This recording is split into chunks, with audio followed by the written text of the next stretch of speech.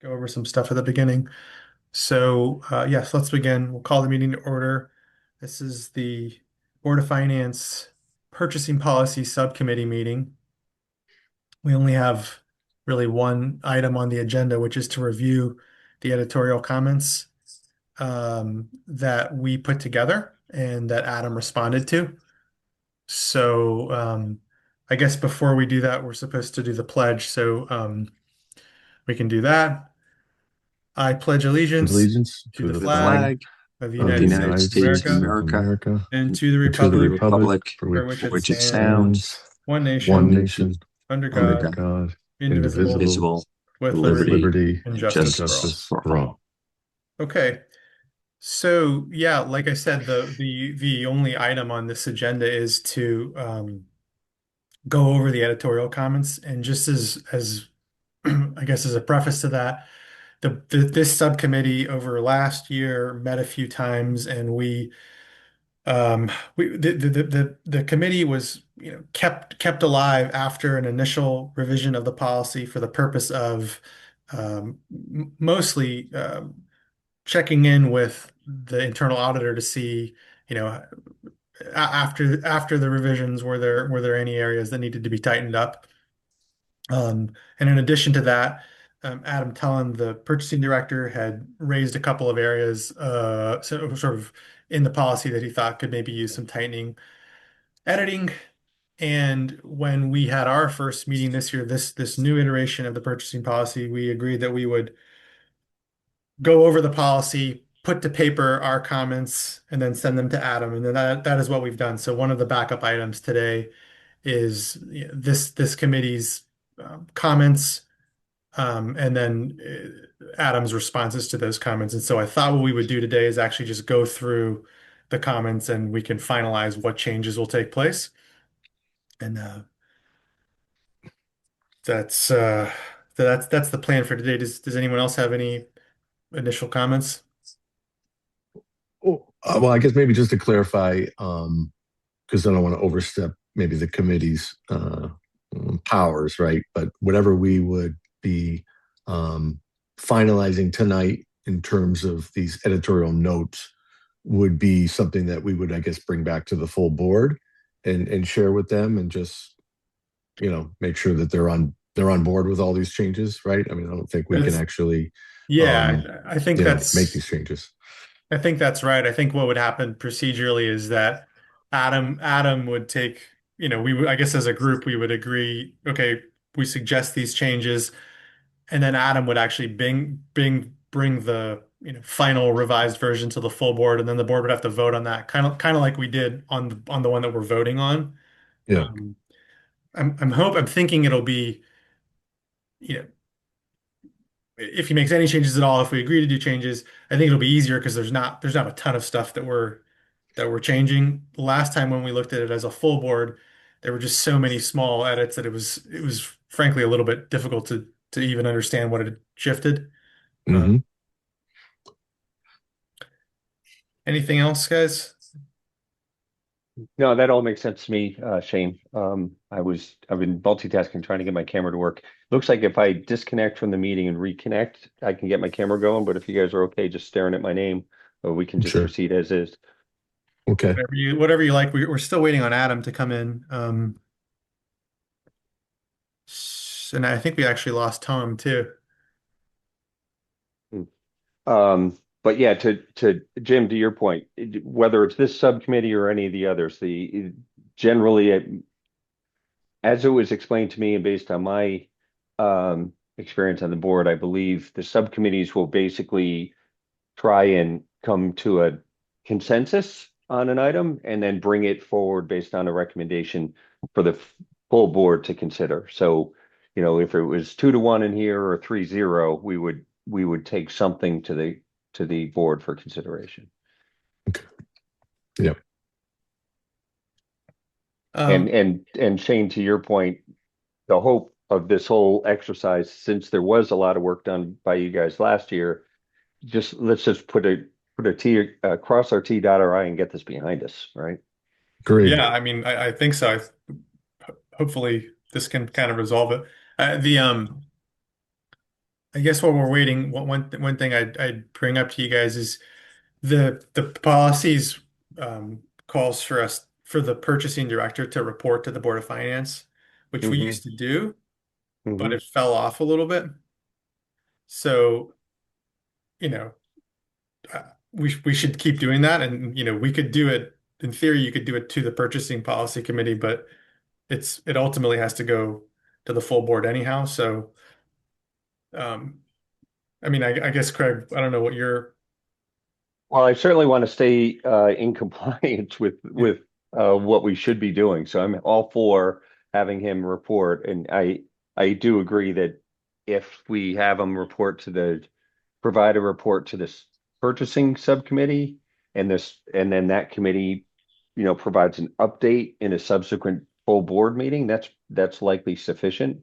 But I think it would be a facts and circumstances item where it makes sense to always have Adam discuss whatever's on his mind or provide a report to this group. And if there's something that warrants a larger discussion, we can invite Adam to provide a full update to the full board. But if it's perfunctory, then we can just provide an update without Adam's presence at a subsequent board meeting. That makes sense. So, I'm not sure where Adam is. Is there a way to um, poke him, or I'm seeing if um, I have his number Yeah, here. well, I could send him um, an email, or yeah, was his mobile number on his email footer? I'm checking that now. Yeah, I'm going to disconnect from this meeting, see if I can get my camera working. So I'll be back okay, in just a few minutes. okay. I do have a number here. I don't know if it's his mobile number. Let me give it a ring.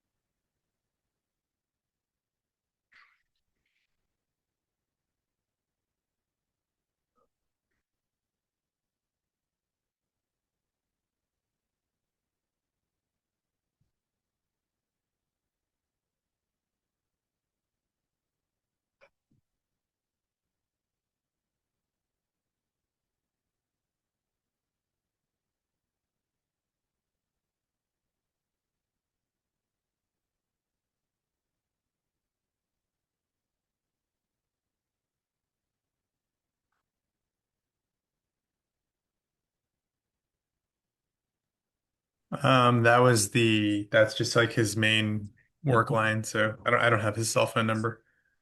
Okay, let's see. Um, I'll email him.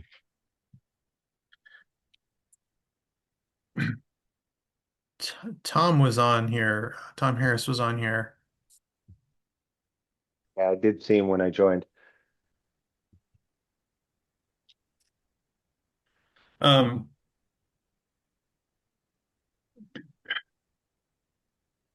do you guys want to start going through the items just since we've convened? I mean, we really need Adam's input on it, but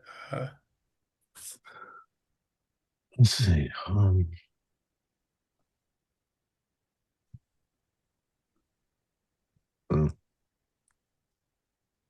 I emailed him, but that's just his work email. Let's see if yeah. he checks it.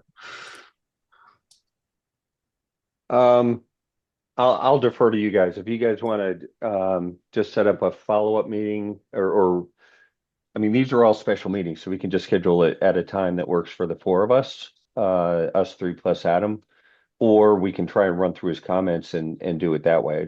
I'm not sure that that's as productive.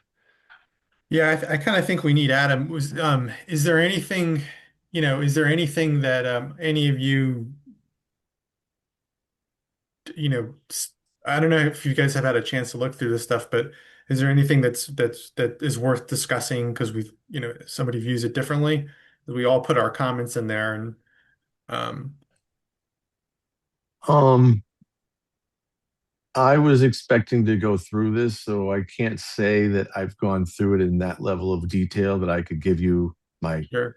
my comments. So I could definitely go through the ones that I think we've resolved based on Adam's comments. I mean, I know there's a bunch of them in there where he just said, "Yeah, I Yeah. agree," and we can we can at least walk Shorten the away list from this for, session yeah. as we only need to talk to you about items, you know, 1, 4, and 7, if that Mhm. makes it go a little bit quicker, but I don't know. Um, yeah.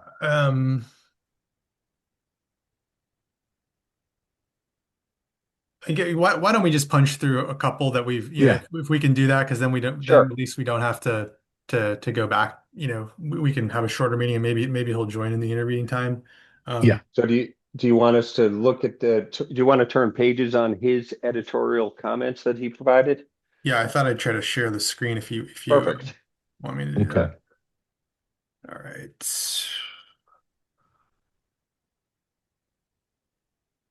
Um, do you guys see Yep. okay. Yeah. All right. Um, sorry, I'm on this weird extended screen here. Okay, so um number one and number two are uh both commenting on the same section, which is the very beginning Yep. of the policy. And Adam's comments are, the cleanest thing to do would be to reference the town code and uh the town ethics code and the town charter, which has a standard of conduct in it. Yep. Hmm. I agree with Um, that. I do too. and then so editorial two is again, it's sort of aimed at the same thing. Um, I put a suggested revision in here, which uh, effectively does that.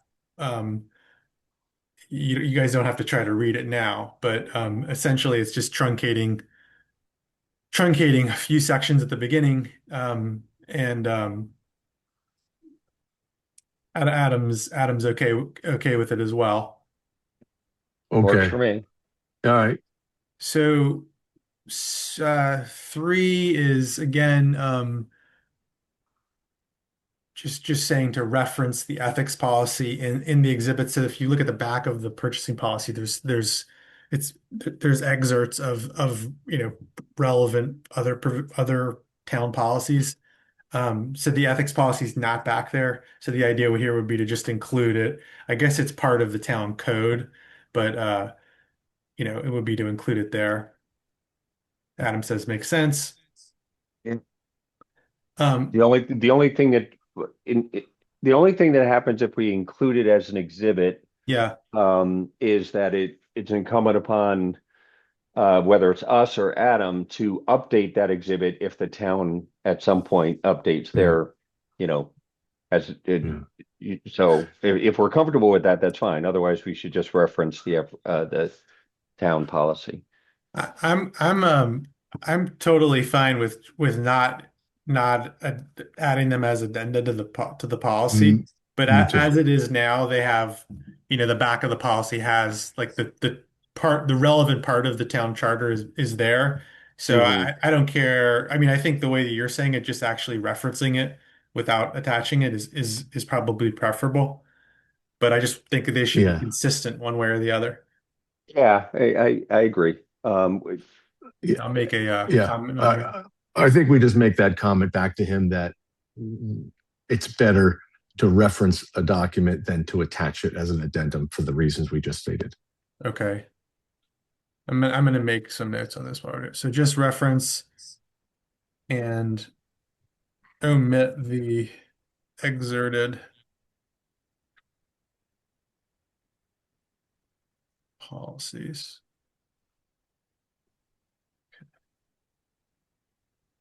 Um, okay. So we're now at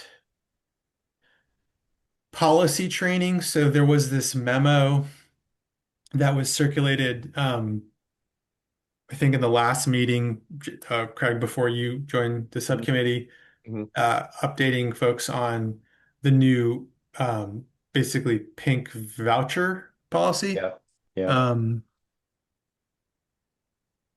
and what Adam did is he attached a credit card policy acknowledgement form that he's saying can be used as a as a sample of the type of acknowledgement form that the purchasing department could distribute to get the same sign off from people, which makes sense to me.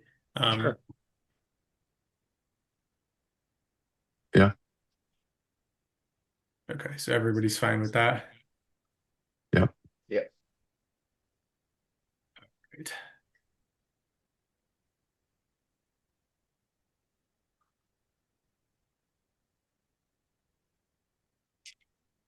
Okay, section 2. This is just purely a formatting thing here. Yeah. Yeah. I agree. I Yeah. don't think we need to talk about this. Yeah. There needs to be Yep. consistent formatting. Yeah. Number 6, we just discussed this. So apparently I actually did not look at the charter, but the policy says that the charter says that they're supposed to be reporting to the Board of Finance quarterly.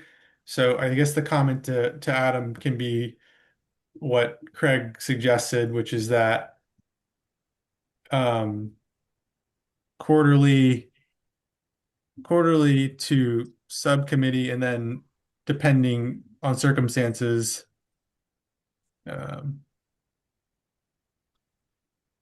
well, I'm just going to pay. I think we all know what you said. Quarterly to the subcommittee, and if there's something that seems to be worth Adam coming to the full board, um, he would do it.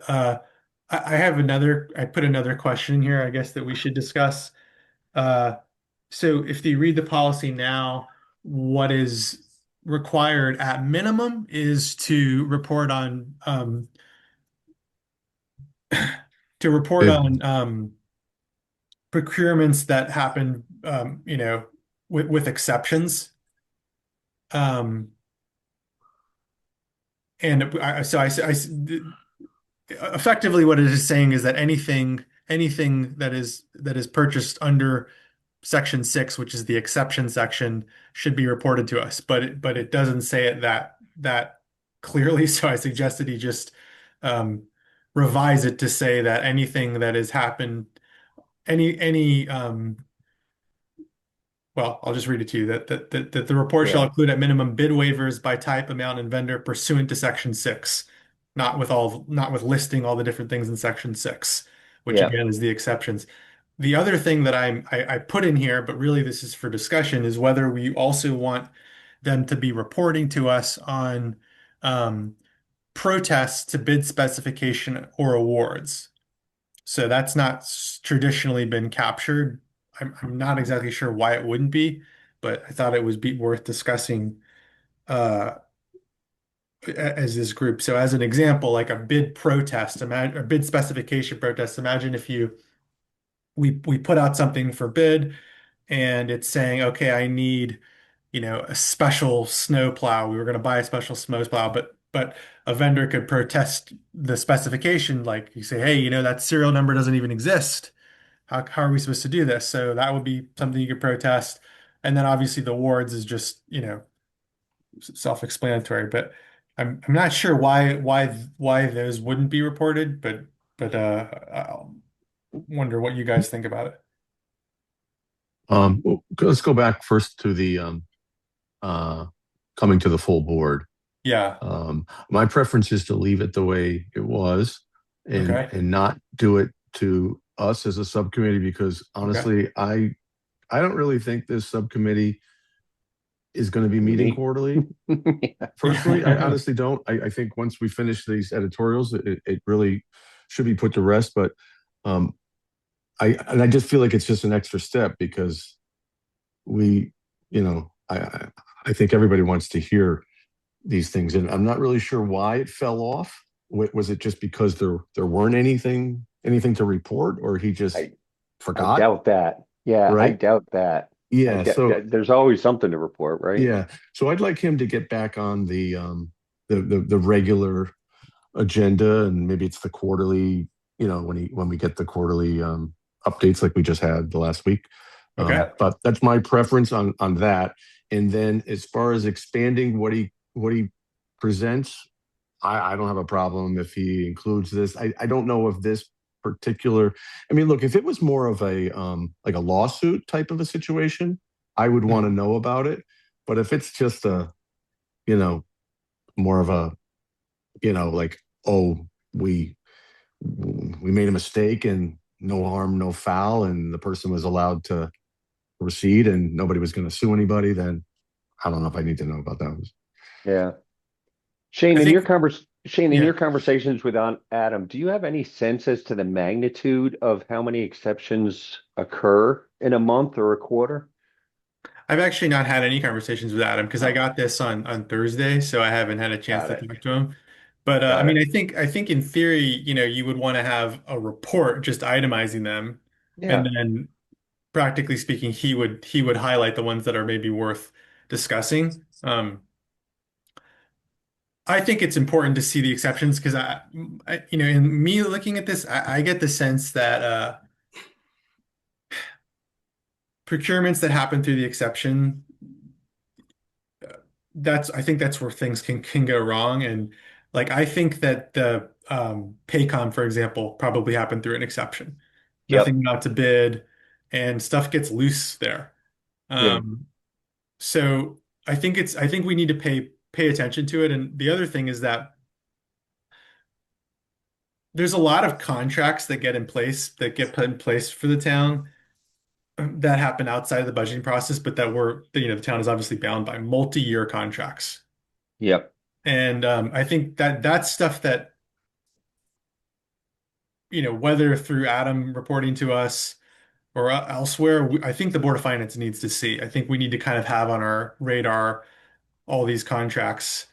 Um, and I think a lot of them end up getting, or my guess is that the Paycom and the Synergistic, so that one that the Board of Ed did, probably Yeah. went as exceptions, and I'd be interested in knowing that. Um, The synergistics one, the energy savings yeah, Yeah. contract. Yeah. Yeah. Yeah. That's yeah. all. Okay. Yeah. So a couple of questions, from my perspective. Um, I imagine that it's not the Board of Finance's role to kind of get into the details of all of these bids that were subject to exception. Um, are we talking more about creating some type of measurement, um, uh, um, a and a report that basically says, okay, we had, I don't know, I'm picking a round number, just a hundred bids in the previous quarter, and 12 of them were subject to exception. And if we can determine a magnitude for those exceptions where we may want to see detail, whether it's a dollar amount or something. But I don't want this board to get outside of our lane where we're actually starting to um, what's the right way to put this? Basically move into the administration's role. Like, we're an oversight committee, right? So we want to make sure they're doing their job. We don't want to do their job for them. Um, so I'm fine with creating some type of measurement metric, and holding them to account to discuss it. And oftentimes those metrics are effective simply because there's a reporting component to it, right? Like, if someone in purchasing um, knows that, oh, an exception is going to go on a report and it's going to be reviewed by the Board of Finance, they may take that extra step to avoid the exception, right? Um, Absolutely, yeah. yeah. But I guess I'm asking you guys what you envision uh, the purchasing director would present. And then the second question is, do you think quarterly as just a regular agenda item on every quarterly meeting works, or do you think we would do it once a year or semi-annually? I just don't know. Um, what your thoughts are in terms of, is it overkill to have them come once a quarter? I think that like that the policy is saying, and perhaps the policy is incorrect, but the policy is saying per the charter they have to Oh, record at minimum to quarterly, but that could be erroneous. but if it is per Well, the charter, we should just yeah, stick to it. Yeah. yeah. I would say, Craig, I agree with your comment about making sure we're not overreaching here. I would just say that um, it's been a while since I can't remember, but it's been a while since Adam or whoever was before him. It was definitely Adam because I remember him coming, and I think he did it the night he presented um, the new policy, which was back in 2024, the end of 2024. Hmm. So, but I would just say whatever the format was or has been, we should kind of leave it the way it's traditionally been, unless it's onerous. I'm not saying I'm not looking to change it. I'm not looking to make it harder, but I don't necessarily want to change it to something that's more just a metric based. If in the past it was a list of these were the seven that were over, that were um, overridden, and he explains why, because Yeah. then he's being held accountable for he can't just make a Yep. decision that goes around the policy without knowing that he has to prepare, and it kind of Justify it. protects him Yeah. as well, because if somebody asks him to go around it, then he can always be like, well, I do have to report this to the Board of Finance, so Right. Right. yeah. Oh, I like that. Yeah. And look, I'm happy to, separate from this committee, I can reach out to Adam as the chair and just get him on board with the idea of him presenting at our next quarterly meeting, which I think is June, and then each subsequent meeting thereafter. Yeah. Each subsequent quarterly meeting thereafter is just part of a regular rhythm. And I'll ask him, like, what did he, because I don't recall, Yeah. but I'll ask him, what did he typically present in the past? Do we want Sounds to take good. off the bid stuff? If we want to just sort of keep it as it was in the past, should we omit the language about bid specifications and awards? So You're just to sort of like just to sort of put it in a nutshell, I put some suggested language here that just sort of cleaned it up that said you need to report us on exceptions, but I Yeah. added and report to us on bids. So I Yeah, can yeah, yeah. take that out. Well, I wouldn't delete it completely. I think it's certainly, like, if Adam were here tonight, we could have a candid conversation with him and Yeah. answer some of these questions. So we are going to want to meet with him. Like, a lot of these things we're just gonna, as Jim said, we're going to knock off tonight. So Right. our time with Adam will be shorter, but this is Okay. one that we can leave on the list to discuss with Adam. I Got it. totally agree. Okay. Tom's on. Hey, Tom. Hi, Tom. Um, okay. So this is I'm not sure what this is referencing actually. Number Which one are seven. you on? Numbers? Number seven. It's C comments Okay. for section six is related to exceptions. There's a bunch of stuff on exceptions here. Um, Okay. Tail department responsibilities. So if you remember the audit that we just got that we just reviewed at the last board meeting, there was relating to the cars, relating to the expenses being put in the wrong budgetary account. So Yeah. one of the Uh-huh. comments there was just that we need to make sure that requisitions are recorded in the right.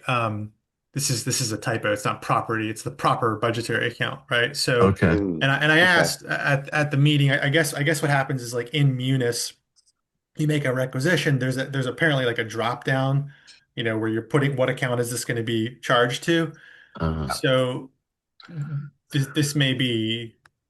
This is probably already just resolved because of the software, but I don't know if they're changing the glossary, if they're changing the terms, but I think this is probably an unnecessary comment because it sounds like in Munis you have to list No, Shane, I'm sorry. Yeah, this is Tom. I'm Hey, sorry I Tom. dropped off. Christine pulled me off, and No worries. but yeah, you're correct. This is when the requisition is input, then the account number is put in. Okay. And so it's just a typo, though, proper, not property. Yeah, yeah. Yeah. Property. It means it's basically just saying if if it's uh if it's a repair, it's a repair. If it's a capital outlay, it's a capital Yeah. outlay. Yeah. And it's a required account. I mean, you can't like save the form unless you put that in, or is it just a drop down that's available? I don't know. Yeah. Okay. All right. Um, Um, that's fine. Maybe we just ask him how it works in Munis. Okay. Okay, so We'll have to come back to 8 because he's yeah, got a whole bunch of comments here that he's suggesting, right? yes.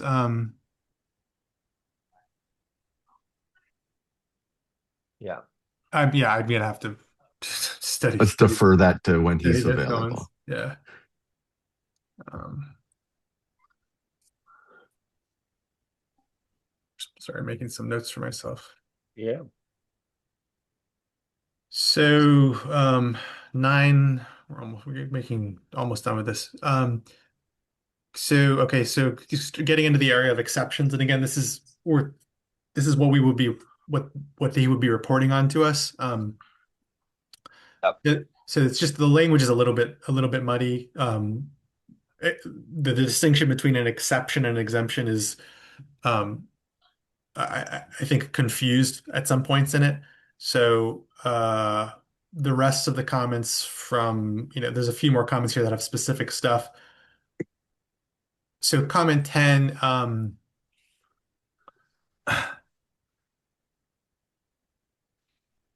I'm just suggesting not using the term exempt when you're in the area for exceptions. So I just made an editorial change here. This may be worth you guys just looking over the next time.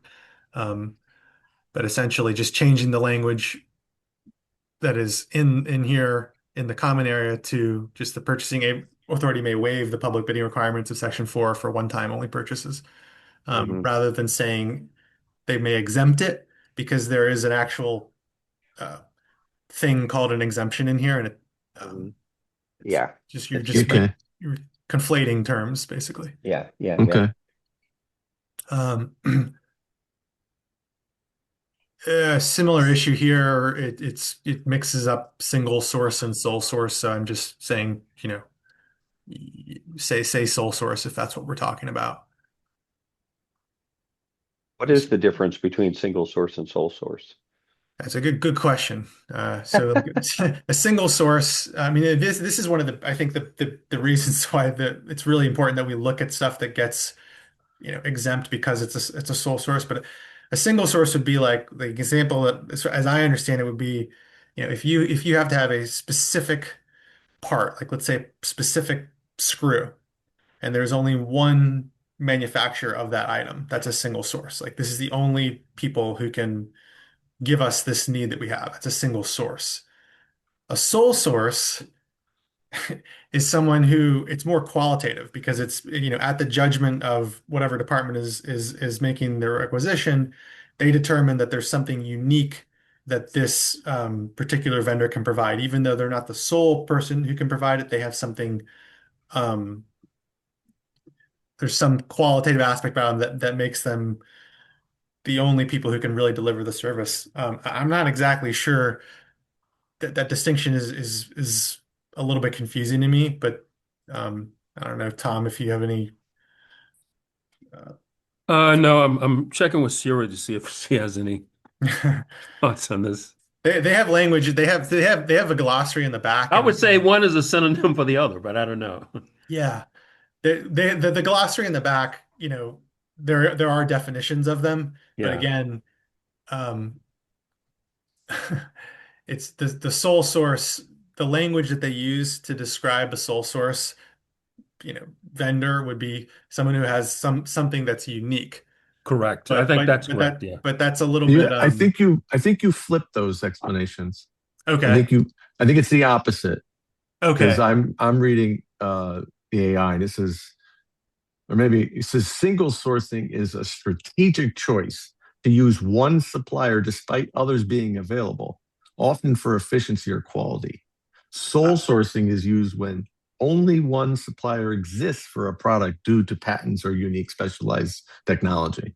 So, I think it's different in the policy. So let's look up sole source here.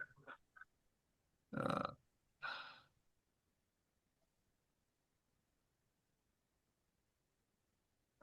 there's a glossary back here somewhere. yeah, Here we go. well, Here we go.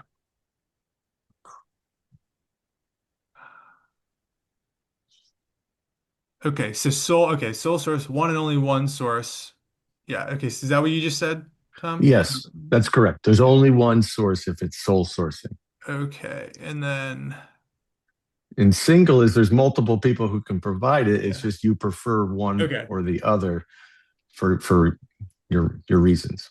Yeah. Well, what's weird about it is that they have something that's unique, which would also it's a sort of like it just folds in on itself. It's if it's unique, it's a sole source. But Okay. there's um both of them exist in the policy. Um so this note 11 was just making sure that one, the right word was being used. The section refers to sole source. Um Okay. okay, so I'll still in the exception area. What is this here? Again, so this is just where some of the language about exemption versus exception starts floating, and I just think it's clear in the exception area not to have the word exemption. It's to me very confusing. So I just I just provided some language here that I thought cleaned it up. Okay. You guys can study it in more detail, but Adam seems to think it's okay. I'm fine with that. Um, we had some questions about the local MRO.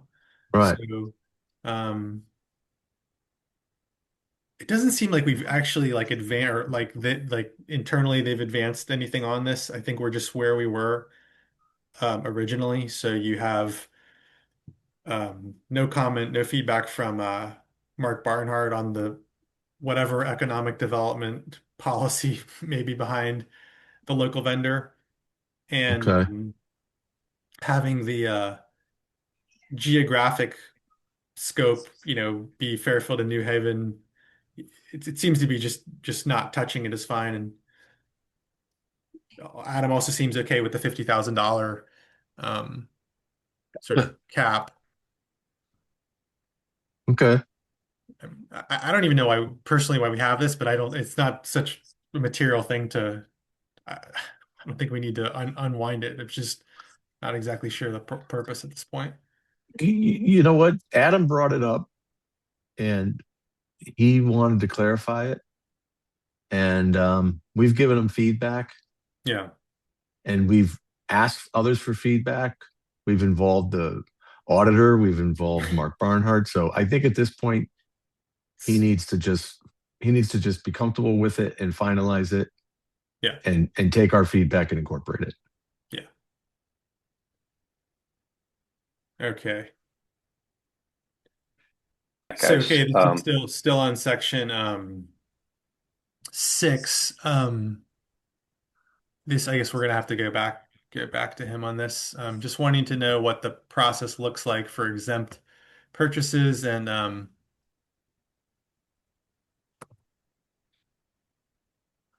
this is I have one of my questions on this is I know that when there's a bid, from my understanding, as somebody participates in the bidding process, they end up signing some terms and conditions that the town has in place. And I guess what I'm wondering is if you don't go through that sort of standard procurement, if it's going through an exception, whether that and other things don't get signed. Do you know that, Tom, by any chance? Like, do you know what that looks like?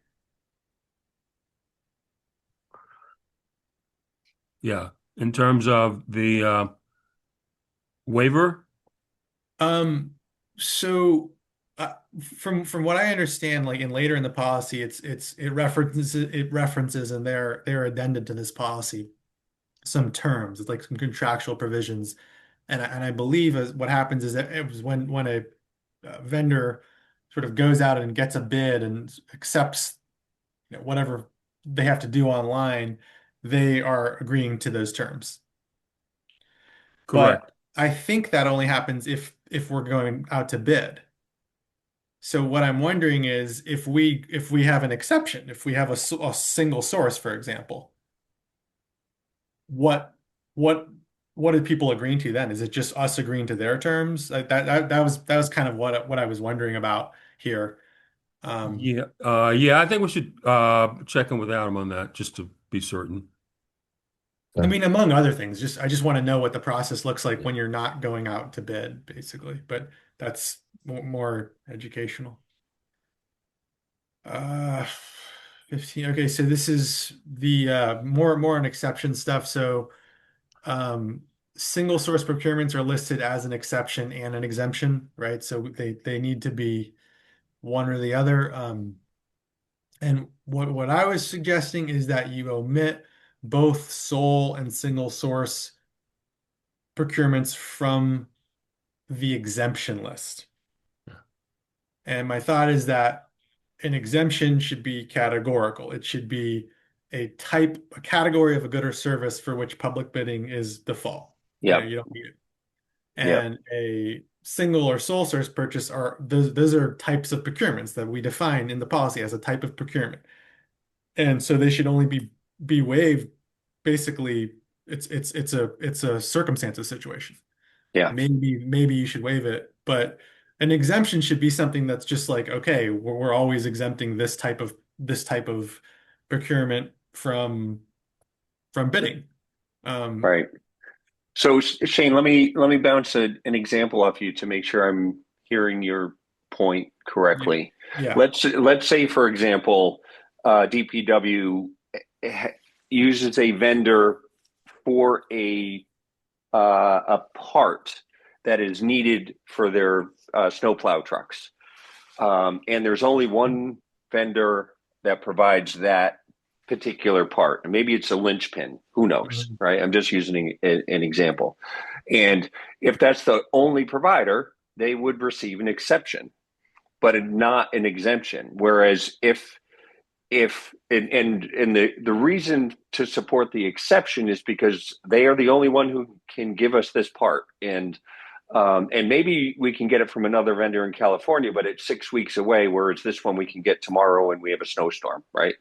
Yeah. um, Now fast forward to a year from now, let's say that that same part is needed, and the previous year, Acme Linchpin Company had an exemption, and therefore DPW can go right to them because their Acme Linchpin Company is exempt on the exempt list. But a year has gone by, and since last year, there may be three or four vendors available who provide that linchpin in 2027 that didn't in 2026. So we don't want Acme Linchpin Company to be exempt.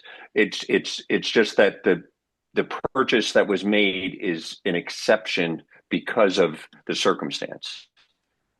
All Yeah, right. and I don't think a It's company that. necessarily, unless it gets onto like that MRO list we were looking at. I don't think a company would ever be like a Mm-hmm. particular provider, but so here I'm just going to pull up Yep. the exemptions so we can see them here. Um, so exemptions, there's particular types of services. So you see here, and this, and we had talked about this a little bit last time too, Craig. The Jim had Yep.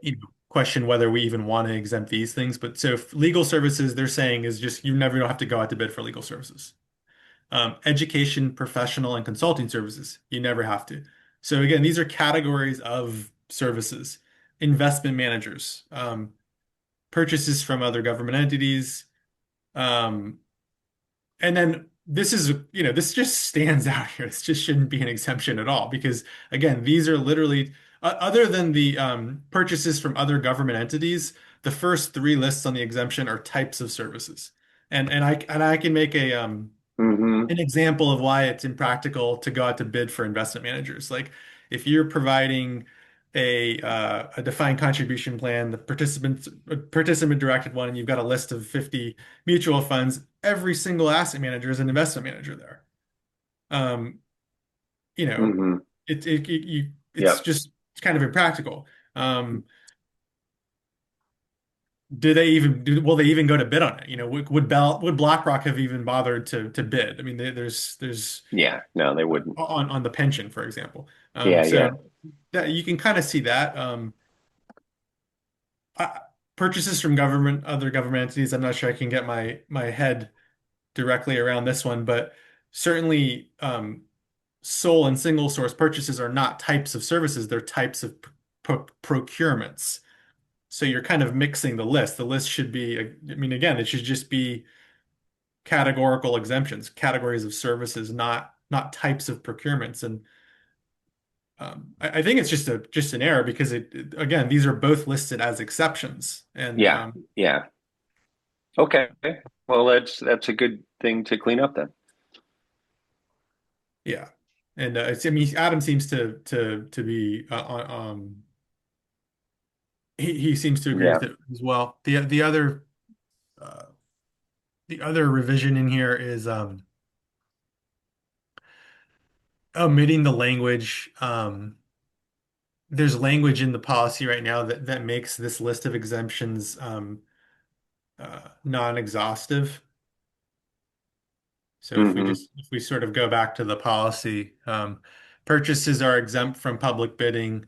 Purchases exempt from public bidding are at the discretion of the purchasing authority and may include, but is not limited to the following list. I think you should take Yep. out that is not limited. And if the purchasing department wants to add exemptions, they need to revise their policy. But an exemption needs to be kind of like a definable, easy, Sure. Wholeheartedly clearly agree. defined. Yeah. Yeah. So, and Adam is, his comments are okay. That seems to agree with that. And Um, which editorial comment? 16? yeah. So now we're on 16. So I kind of referenced this before, which is wondering what the procurement process looks like outside of when something gets a waiver.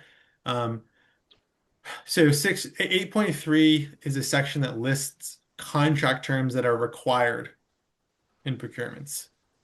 Yep. Um, so I kind of made a muddled comment here, but my question is, so there is not a non-appropriation clause in this list. There is a non-appropriation clause in the terms and conditions that is in Exhibit L. So I'm not sure why you wouldn't have it in this list here.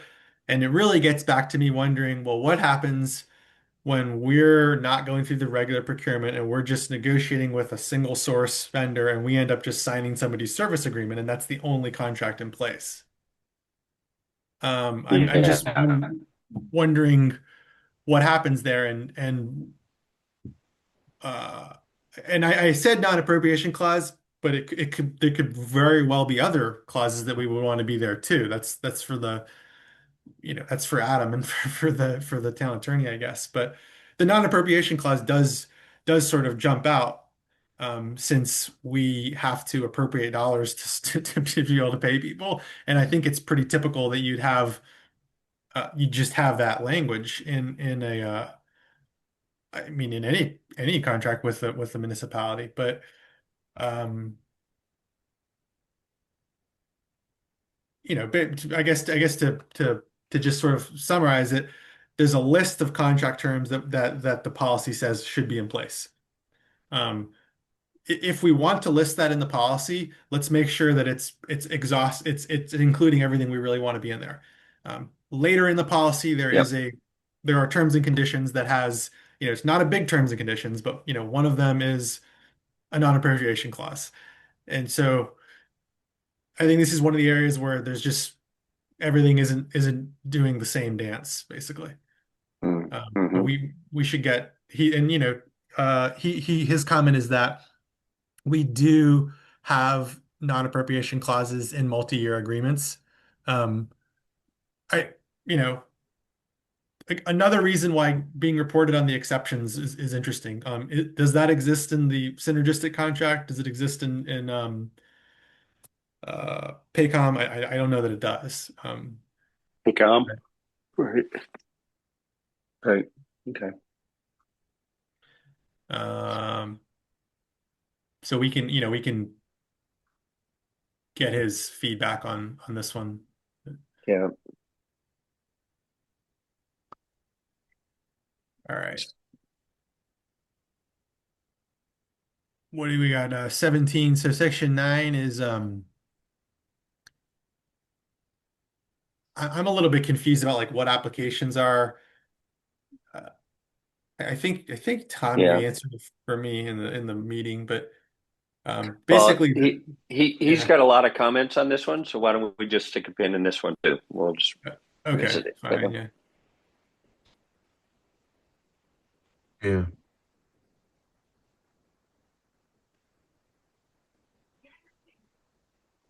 Is this repeated? I see that again, that Um property budget account. Like this is yeah, oh yeah, we've it's already just read this one. uh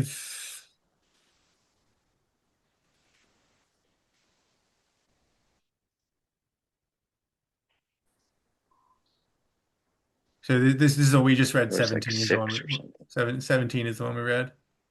No, I think Yeah. 18 has the same comment as the comment up above with the same typo of proper Yeah, okay. versus property. Yeah. So we Yeah, just skipped that one. yeah.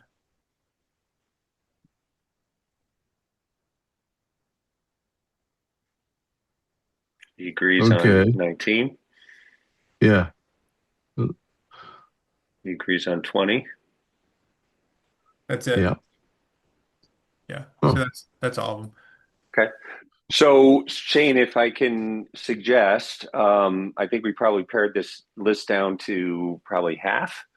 Um, maybe I really don't want this to kind of sideline us once we are in the budget, and I think we're like there. We got yeah. our budget books made available to us late last week, and we're starting next week. So, as much as I hate to defer this too long, maybe what we can do is have another special purchasing policy meeting. Make sure Adam can attend in mid-April, um, and hopefully, if we can close out whatever else is remaining, maybe between now and April, you can give some feedback to Adam about the things that we closed out here and the things that we still want his input on.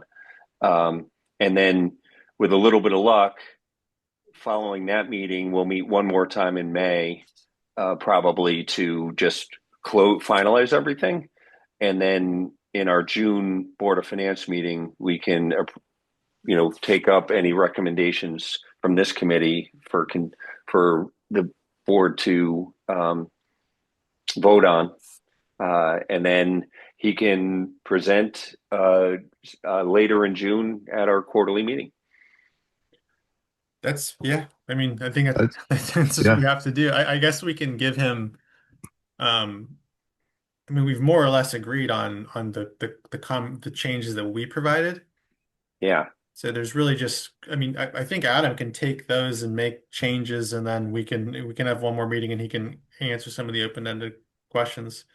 Yep. I don't think we have much more to do as a group, frankly, but Yep. Yep.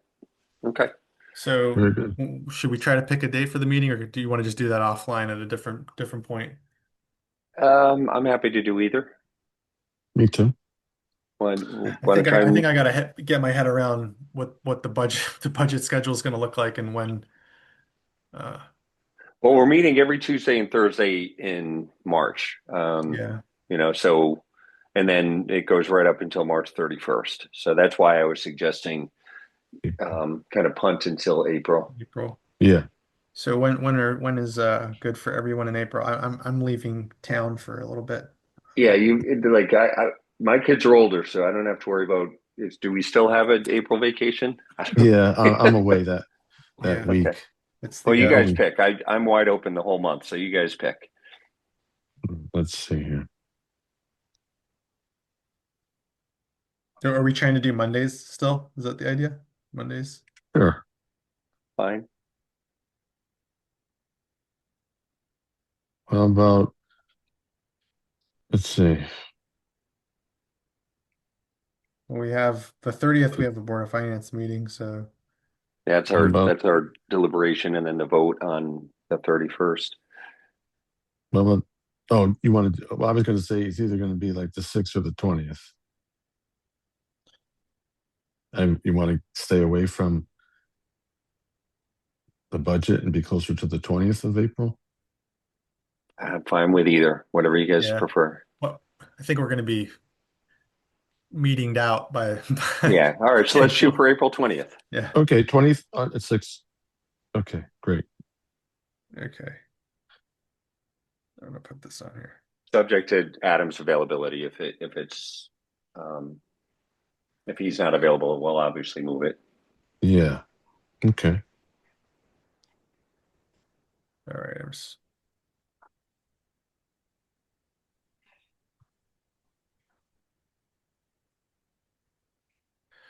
All right. I think that covers everything. Any um old business?